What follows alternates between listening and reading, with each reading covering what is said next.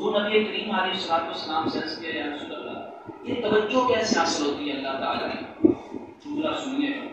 مومن اگر اس مقام پہ آ جائیں اہل ایمان ہم مسلمان اگر اس مقام پہ آ جائیں تو سبحان اللہ سبحان اللہ،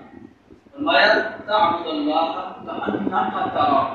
بڑا اعلیٰ تصور دیا حضور نبی کریم علیہ السلام نے فرمایا جب بھی اللہ کی عبادت کریں، عبادت کا کنسیپٹ یہ نہیں ہے 5 ٹائم کی نماز، ہر اس شے کو عبادت کہتے ہیں جو آپ نے ہر کام اللہ تعالیٰ کے بتائے ہوئے احکام کے مطابق کیا اس کو عبادت کہتے ہیں۔ آپ کمپیوٹر چلا رہے ہیں لیکن اس کے اندر ہر وہ کام کریں جو جائز ہے، شرعی حدود کو اس کا خیال رکھنے ہیں تو آپ عبادت کے اندر ہیں۔ آپ بازار میں جا رہے ہیں، بازار میں ایسے چل رہے ہیں جیسے اللہ تعالیٰ نے حکم دیا یا آقا کریم علیہ السلام نے، آپ کا پورا سفر وہ سفر نہیں ہے، وہ اللہ تعالیٰ کی عبادت میں گزر رہا ہے۔ مومن کتنا اعلیٰ ہے،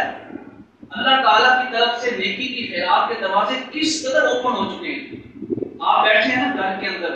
اگر آپ ایسے بیٹھے ہیں جیسے اللہ تعالیٰ نے آپ کو حکم دیا، گھر والوں کے ساتھ معاملات ایسے کر رہے ہیں، تو آپ مومن کی زندگی کا ایک ایک لمحہ اللہ کی عبادت میں